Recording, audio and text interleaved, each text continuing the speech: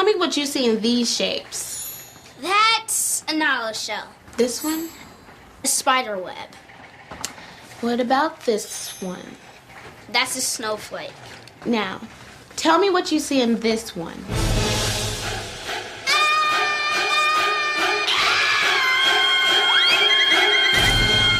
Bill Nye the Science Guy. Bill Nye the Science Guy. Bill.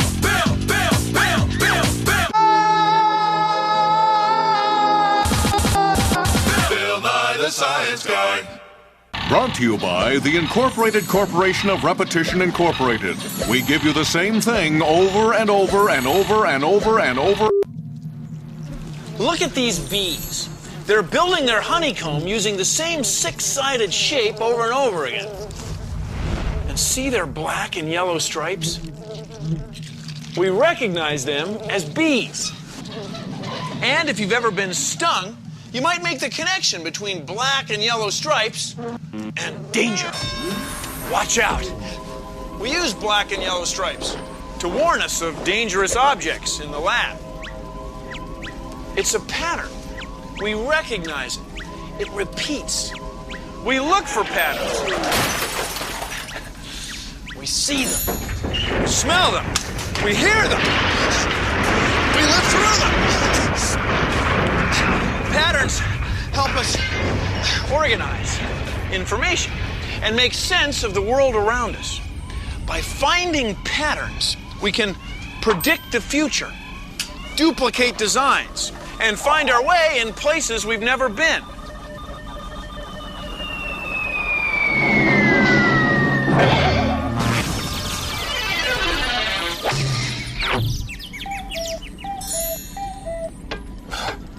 Take a look at this.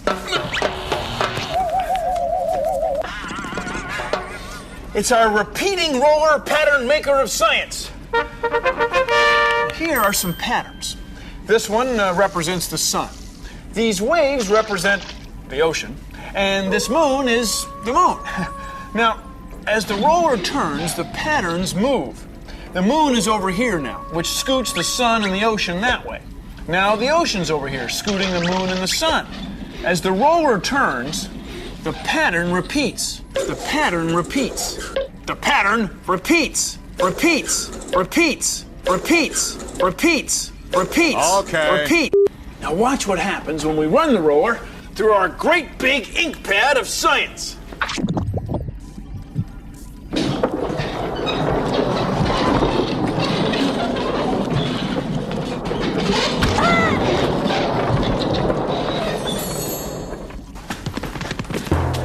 See, the same pattern repeats on paper because it was made when something happened over and over again. Oh, man. Oh, wow. You okay? I'm flat. Oh. He's okay. I'm okay. There are also patterns in time. This is a model of the Earth, a globe. Now let's say you're a human living on the Earth, and you are. Every day you can observe a pattern caused by the Earth's turning. Sunrise and sunset. Sunrise, sunset. Patterns are how we humans understand the world. Yeah. Go on.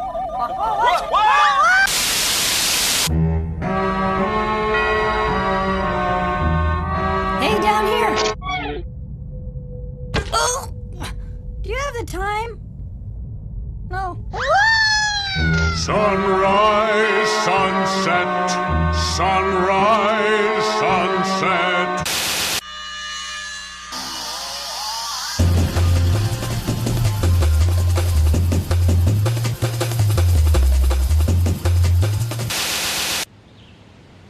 Hey, over here. Now back the other way. Now this way. Back. Oh, back. Come up. Look up. Yeah. Here. Right here. See? Hi. You had trouble finding me, didn't you? That's because I'm camouflaged. My clothing blends in with the pattern of my surroundings. Camouflage is from an old French word that means disguise. And animals use camouflage to help them survive. For example, zebras have a pattern of stripes that makes it hard for a predator to tell where one zebra starts and another one ends. That way it's hard for a predator to pick out any one animal to attack. And leopards have a pattern of spots on their fur that blends in with the dappled sunlight in the forest or jungle where they live. It makes leopards hard to spot. Hard to spot, get it? Yeah, Leopards. got it. Some reptiles have camouflage that helps them sneak up on things they're going to eat.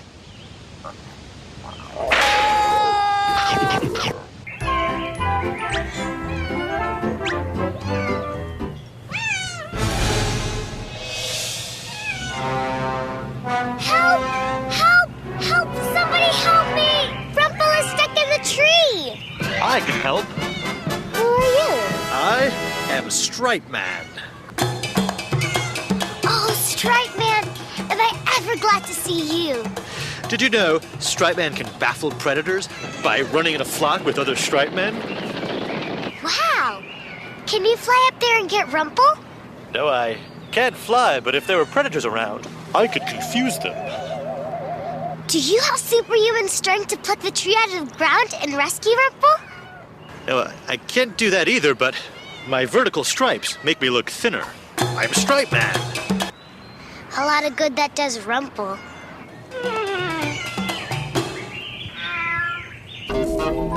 Spirals. This is a nautilus. It's an animal that lives in the ocean, and it builds a spiral shell. See, as the animal gets bigger, it needs more space. And because it has a spiral shell, it can add a new room by building just one new wall. Now, when we go to build a new room on our house, we have to add 3 new walls, not to mention a floor and a ceiling. Not as efficient.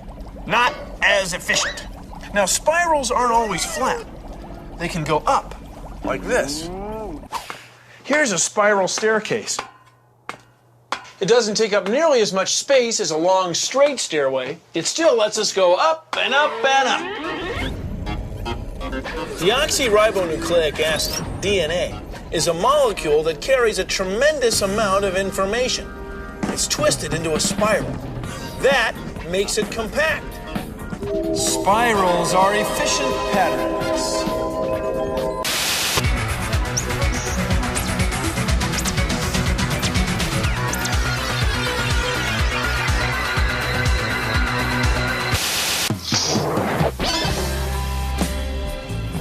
A tie-dye is a pattern you can make. All you need is a t-shirt, rubber bands, and a box of dye. First, take the t-shirt and roll it up. Then, use rubber bands to tie the fabric tightly. Keep doing this until the shirt is tied up in blobs. Here you go. Here's one we prepared earlier. Follow directions on how to mix up the dye with a bucket of water. Here's some dye we prepared earlier. Submerge your shirt in the dye and hold it under with a stick.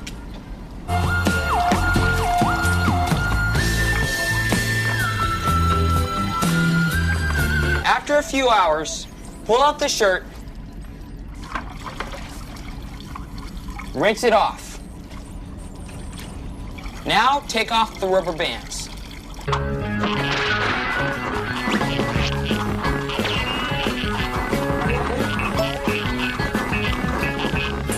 Then when the shirt dries, you'll have a pattern that you can wear. Try it! Dig it. Dug it. Science! We use patterns to communicate. Patterns of gestures. I love you. Patterns of symbols. Peace, dude. Half time! When most of us see letters, we recognize patterns called words that convey meaning. People who can't see use patterns of raised dots to represent the same letters, words, sentences, and stories. It's a different way of reading the same pattern. Patterns aren't just things that we see. They can be things that we hear. Patterns of sound. Now there's a pattern we recognize. A ringing phone. Now we know to answer it. Hello? Oh, hi, Mom. Let me write it down. Say it again. Okay. Milk. Eggs. Bread.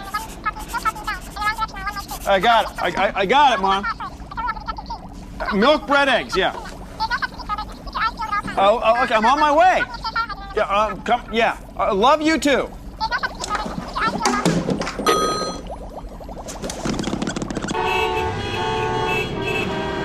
Horns make a pattern of sounds that we use to alert other drivers.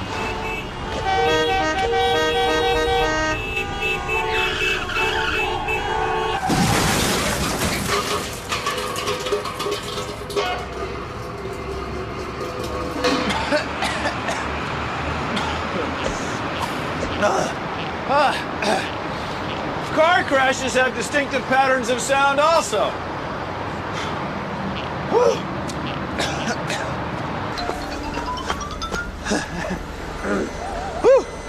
And then there are sounds that are used for warning, like dog barks, bear growls, and rattlesnake rattles. Of course, humans use sound for warning too.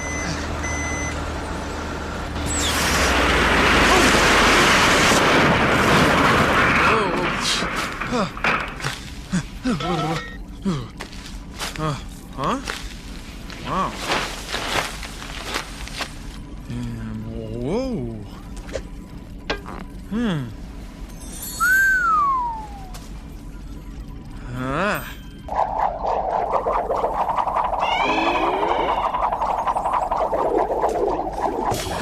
Then there's music, which is a pattern of sounds we use for fun.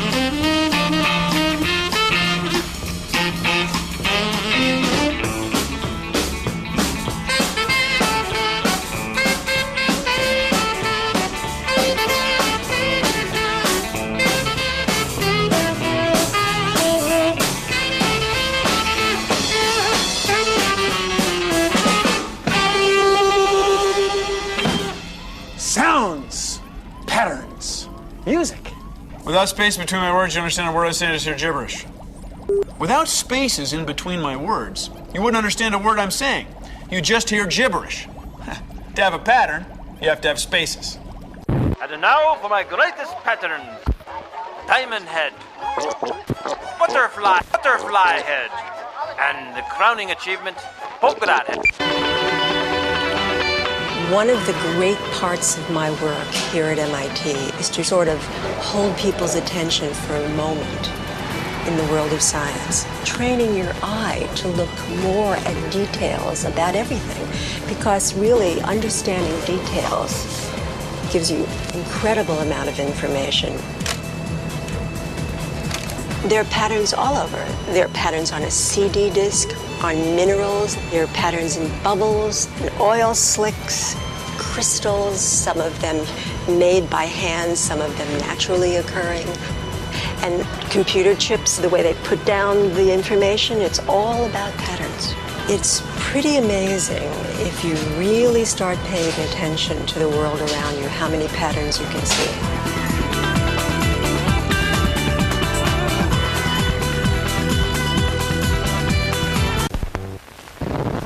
A long, long time ago, humankind foraged for food. But sometimes there were no berries to be found, and they went hungry. It was a tough existence. But then, humans discovered some patterns. They noticed that plants had a certain pattern of growth, from seed to growth to harvest to storage of the grain. They also noticed a repeating pattern in the daily temperature and length of sunlight. It was a pattern of seasons. Spring, summer, fall, winter.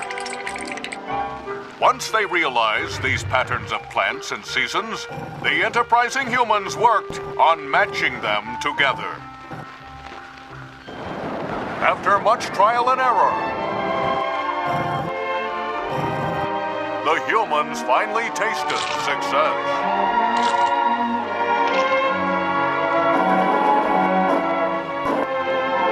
Patterns that changed humankind forever.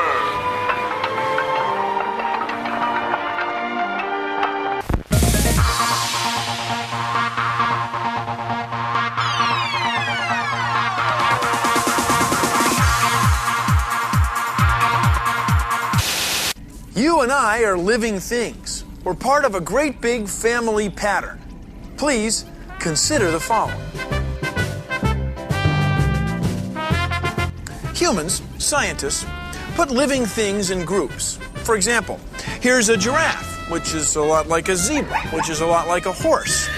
Now you know without looking that these animals have bones. And sure enough, horses have leg bones, rib bones, back bones, and skulls, head bones. So do we. But what do you make of these bones? They're from a dinosaur. Now, when you look at them, the bones aren't all that different from ours. They've got leg bones, rib bones, back bones, and head bones. Just like ours. Watch it. They fit the same pattern. But we can't really put these bones with these animals because there are no dinosaurs around. So instead, we put them back in time. See, we know that dinosaurs once lived because we find their fossils all over the place. And they're not the only kind of fossils we find. Oh no, we find insect fossils, reptile fossils, plant fossils, and fish fossils. All kinds of fossils of creatures that once lived in the ocean. There are tiny microscopic fossils of ancient bacteria. Now here's the thing. When we look very closely at the DNA, deoxyribonucleic acid, chemical instructions that are in all of our cells, we find that all of these living things have the same patterns of chemicals. So near as we can tell, all of the living things on Earth came from just one kind of living thing which lived billions and billions of years ago in the ancient ocean, what we call the primordial soup. So we were looking for patterns in living things, and we discovered evolution. Evolution? We discovered a pattern in time. Whoa. Well, thank you for joining me on Consider the Following.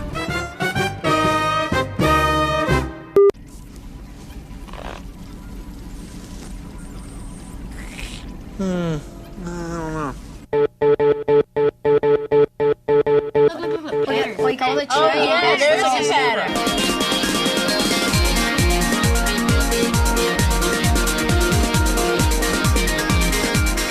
You don't have to be an expert to find patterns in nature. You just have to look a little bit closer at things and not look from so far away. Inside the sunflower, you can see the spirals that it makes, and they get bigger and farther apart as they spread out. For example, if you pick up this seashell, you can see all the different kinds of triangles in it. And whether they are big or small, they all look alike.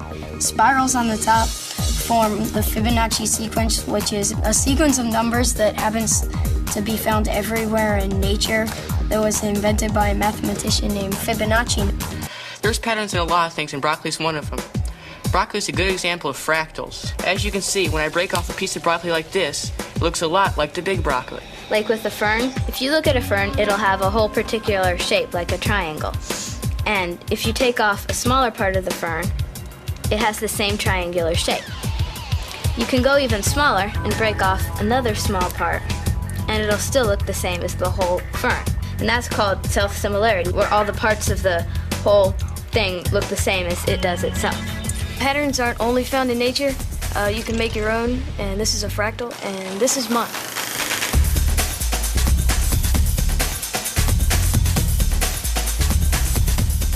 You can even use computers. There's just tons of patterns where you wouldn't expect them to be. Daddy, fractals are pretty!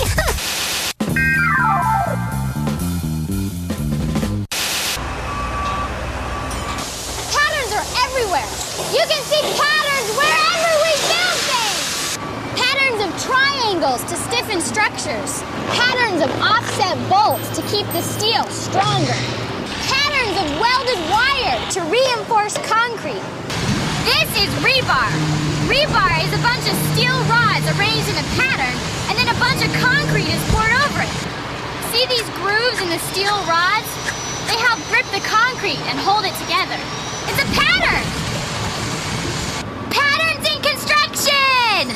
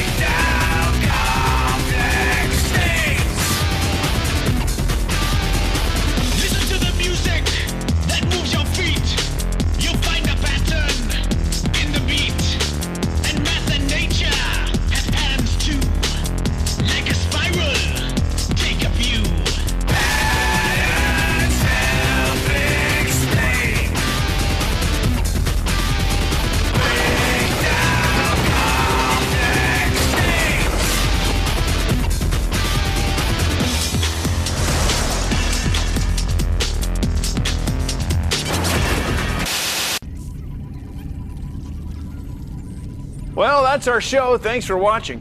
If you'll excuse me, I've got some cryptic coloration patterns to analyze. See ya! Produced in association with the National Science Foundation. Patterns. Stripe Man could climb this ladder and bring back Rumple. And, by the way, did you notice this ladder is composed of a repeating pattern of parallel rungs? Oh, Stripe Man.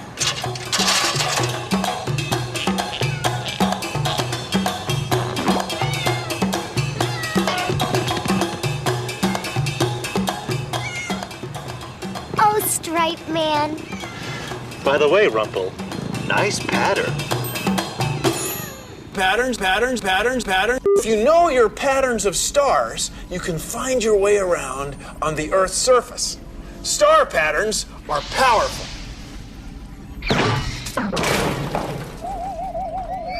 Science! Patterns everywhere.